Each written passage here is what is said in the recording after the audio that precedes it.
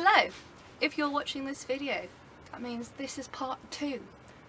And you should probably watch part 1 before you watch this video, or you'll have no idea what I'm doing. So I recommend going and watching part 1, whichever direction it's in. Having said that, if you're one of those people who says, you can't tell me what to do, I'm gonna watch part 2, then fine, you're here I guess. Surprise, I'm not. Here's part 2. Alas, I'll probably have to explain what's going on. I'm making a reversible costume. One side Ariel, one side Aurora. You really need to watch part 1. Now I couldn't find the right colour fabric for the Ariel side of the skirt, so I bought some dye and I'm going to dye my fabric. Got salt and dye. I'm only going to use half this much salt because that's a lot of salt. And I'm using Dylan Ocean Blue, and I'm using salt to make it slightly lighter than that because I'm going for the specific colour I want. Yes. This is the fabric for the skirt. It's all been washed, so it's nice and damp. And then here's the dye bath I'm using. It's just a bowl. Well, it's not a bowl, it's a buckety thing. I washed and cleaned it out to make sure there's no mud in it because I don't want my dye to go muddy. And I've put the cold water in and I'm just boiling the kettle to get some hot water in.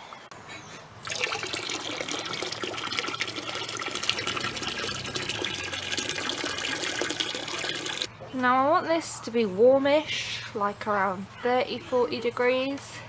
So I'm going to stir it with something and have a look at the temperature. I'm just going to stick my hand in, to be honest. It's still cold.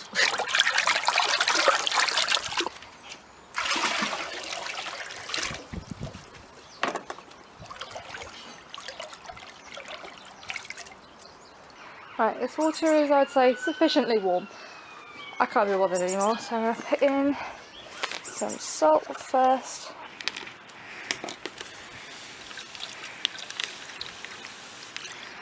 Is that half?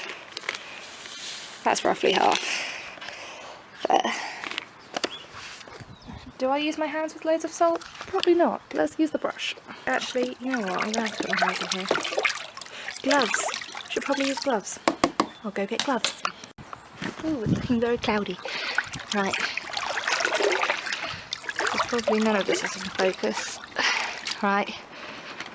That's in. I think I'm going to put all of the fabric dye in because I'm going to wash it after. Thoughts are going lighter because I can add more dye. Opposed to going darker and then you can't go back. Right. So it looks like inside it's all dotty. And it's going in. Woo! That's pretty. That's really pretty. Now it's in focus, it's even prettier.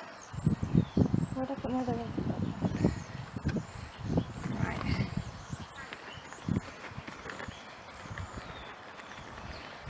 Gonna mix it in, ruin the prettiness.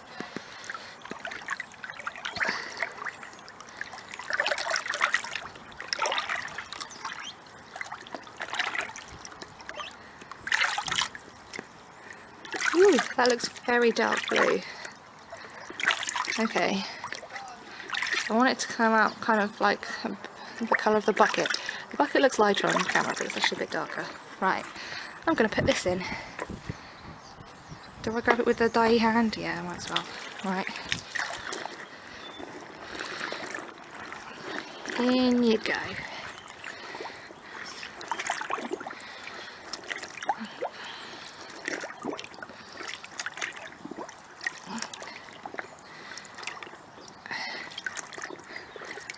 If I can pull it up a bit, make sure it's not all tangled, and then back in again.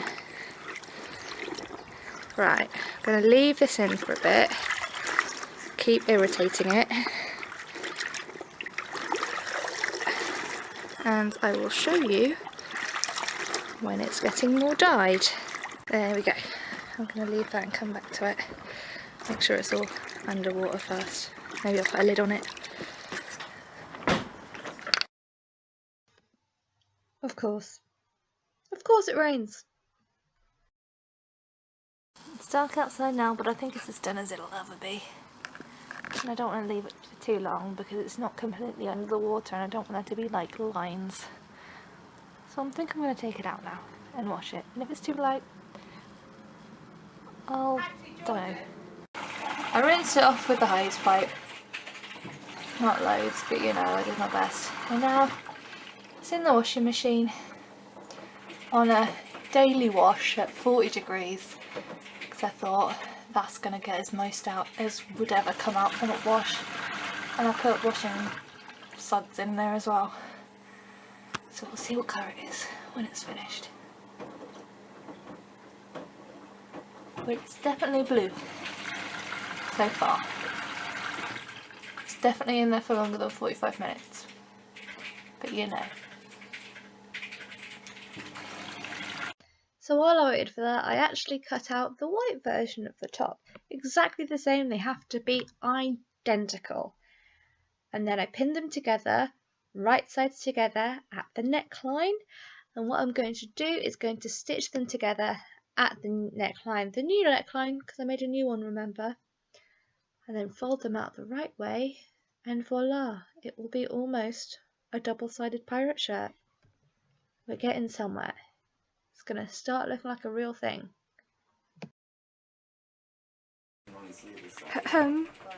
That's my chair. I was sitting there. Okay then. And here's it sewn together at the neckline. Beautiful. What we need to do now is cut into the seam allowance of the other side so it lays flat. So I did some things that I forgot to film, but I understitched this and I've pinned it because I was going to press it. I've pinned together so there's white on that side and the beige on this side. I added cuffs to the sleeves. I can't believe I forgot to film all of this. But yeah, it's white on this side. Basically, I put the white sleeve in through this one. I gathered them together. I made a cuff with one side white, one side beige. It was just a strip of beige and on the other side a strip of white, and then I sewed around the edge and inside out. Then sewed along there and then slip stitched it on the other side. So it is completely reversible. See if I can focus it close. Yeah, so this is all gathered down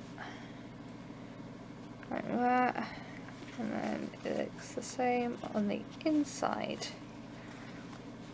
And then where the seam is, I left a little thing for detail. But because I was going to leave it open for like a little bit of detail, then I decided not to. Then I was going to, I don't know, should I say, I don't know. I left it like that, but it kind of looks like a mistake now. I'm not sure.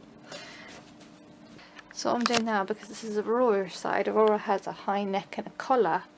So basically, I've gone back to my basic block and I've made a piece with the pattern that we had before, and I've just used the neckline from the basic block and I've changed it slightly to make it more round because it was a bit of a V shape. And this is going to hook over the top, then I'm going to put the collar on, and the collar is going to attach to the back of the button, and it's going to pop her there, there, there, and there, and this is probably going to come across to about there. And yeah, so it's going to be this one piece. I'm going to put another piece on the other side. I should probably iron this piece actually. It's going to pop her over the top to add the little Aurora panel. So, ooh, ice cream man I hear. It must be getting warmer. So yes, this is what this piece looks like. I'm going to cut out another piece, sew them together, turn them inside out, and then make a collar. I've been deciding, because there's two pieces here, I've been deciding whether to stitch it all up, leave a little gap, turn it inside out, slip up the gap, and then attach the collar on by hand as like a separate piece. I think it would be easier to make this piece and then use this curve to make the collar and then whip stitch it on. and then I'll know it will lie flat and pretty. I think that's what I'm gonna do. If I'm wrong, then I'll be wrong. Oh well, what a shame. Bye.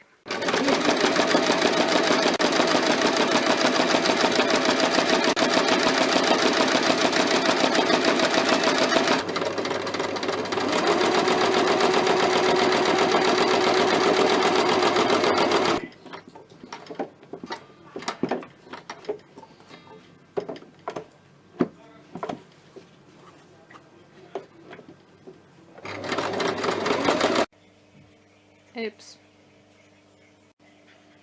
Why do I do things like this? Why am I such an idiot? Cat, can you answer my question? Take that as a no. There's a minor difference. Just a minor one. Ugh, this is heavy. Whew. Mr. Cutie Face. Hello. I know you're awake. You were just looking at me. He's a bit camera shy. Wolfie. Wolfie darling. He literally just looked at me 2 seconds ago. You just shove your face in your tail and sleep. I shan't disturb you. Miss Shula Wolf, will you notice me? Diddy! Why are you all pretending to be asleep? You just huffed 2 seconds ago. What is a poor Geordie to do for entertainment, aren't you? You're both ignoring me. Okay, where's Merlin? Haha! I caught you.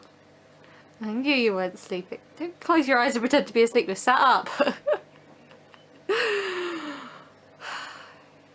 You animals, honestly.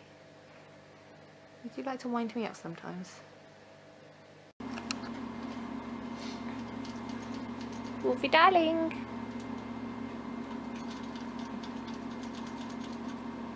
Okay then. And back to your regularly scheduled programming. So now I'm just snipping into the seam allowance of the bib bit, so when it turns round it doesn't pucker because it's on a curve. Always cut into your seam allowances on a curve. I'm just doing it everywhere, just to be safe. You can never be too safe. You don't want to turn it around again.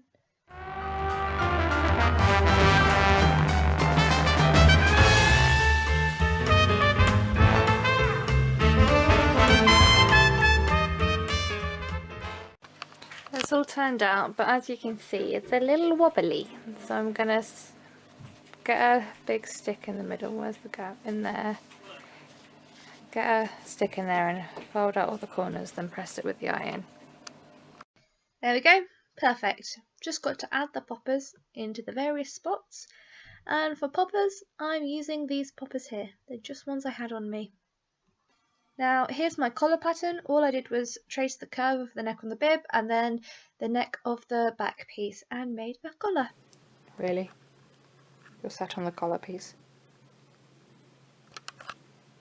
You sat on my sewing? Yeah. Yeah. Sat on my sewing.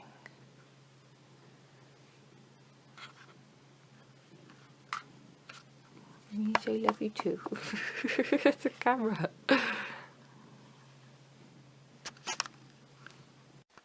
Sewing was delayed slightly because Wolfie wanted a cuddle. But basically, these are my collar pieces. I've got a little white button here. I'm going to sew them all up and I'm going to leave a gap at the back to turn them through, and then I'm going to put a button on this side. I'm going to use this elastic to make a loop on this side, which will hook around the back, and I'm going to attach it to this piece. Okay, so I've sewn all around, I pressed it flat, and then I've cut into the corners. So when it's turned around, it's not.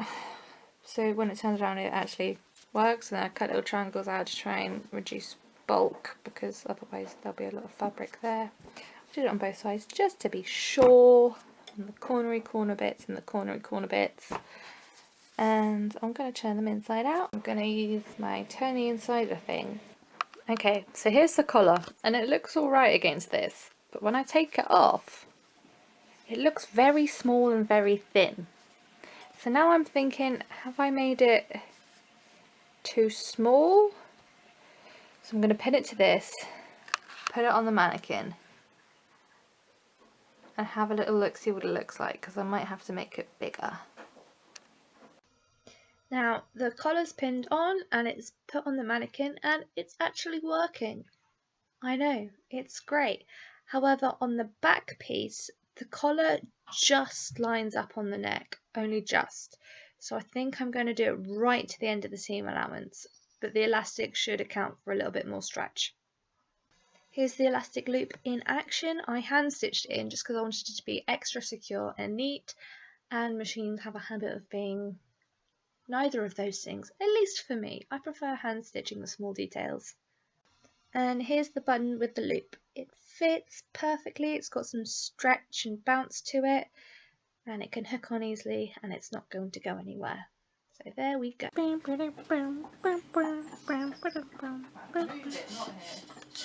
And here's me slip stitching together the collar to the bib part. However, it's very hard to get this in focus when you're using both of your hands for sewing. So you'll just have to take my word for this that I did slip stitch it on.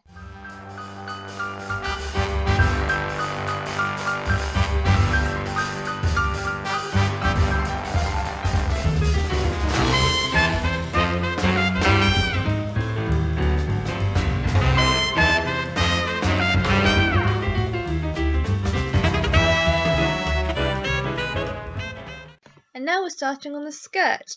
I used a rectangle so I had exactly the size I need, and I just pleated it. Pleated the whole length to the size of the waist measurement I needed. I used knife pleats or box pleats, I have no idea, they're pleated. And then on the other end I attached some lace trim.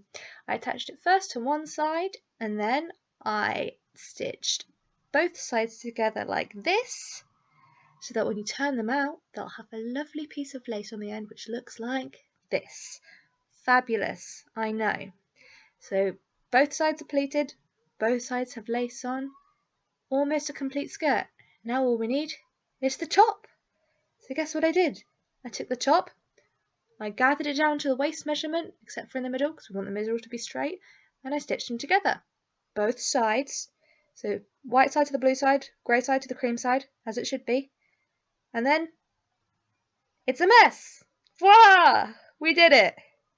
Just gotta turn it out the right way round, but you know, we can get there.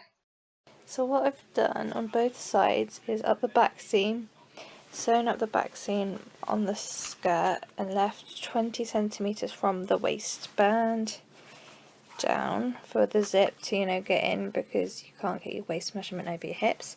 So there's 20 centimeters on that, and now I've got a reversible zip. So basically it zips on this side and then you turn it over and it's a zip on that side. Wow, what an amazing zip. However, it's really big and clunky, so I'm just pinning the zip in. I thought I'd do it by hand, because one side at a time, because I want it to be perfect. But I'm going to top stitch it because that's the only way I can do it, because it's the close of the circle. So, which is fine here because I can top stitch in white, but then as soon as I go down this way I can't top stitch in white because it's blue and it's dark grey, unless I do top stitch in white, but then I don't know if that would look really bad. This grey could work. I mean, it's a lighter grey, but because that might mean it might go better with the blue, because there are bits of light colour in the blue. I'm not sure, this is too difficult. So my machine started skipping stitches. It's horrific, don't look at it, you didn't see anything. What have you become? Why? Let's forget that ever happened and move on to the poppers. I'm using a buttonhole stitch to attach the poppers because it's my favourite thing to do, and I really like making it look pretty and neat. So putting on the poppers, both sides, one side of the popper to the bib, one side of the popper to the actual part of the dress.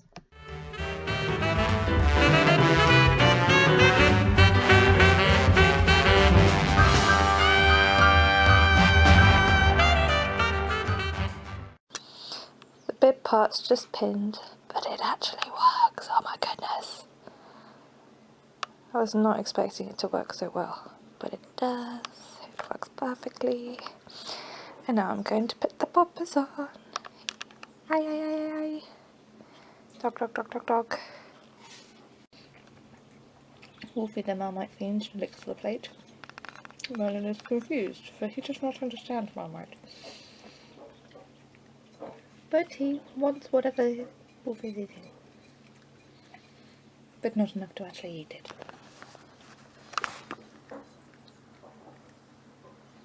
No, you can't have my condit, Merlin.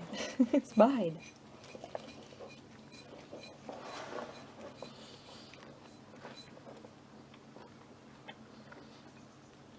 Kisses.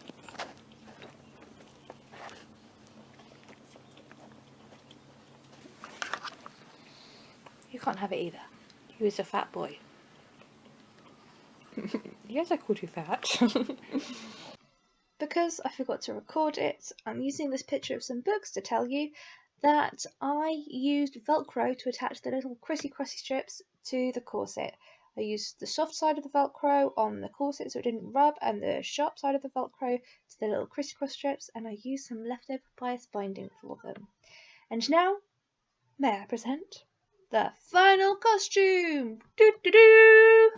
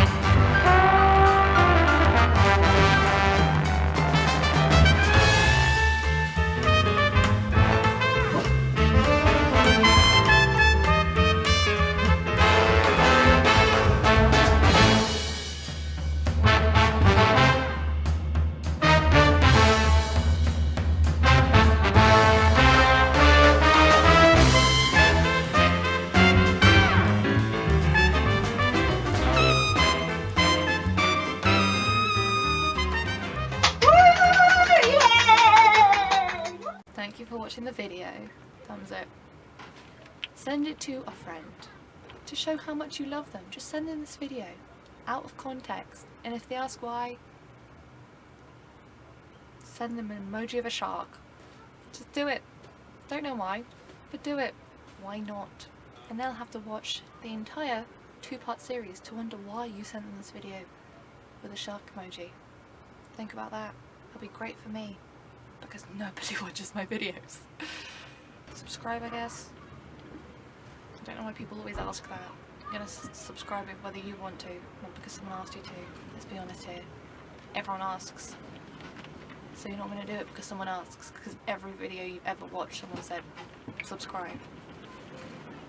So it's not like you're gonna forget if I don't say subscribe. It's got way too deep, way too far.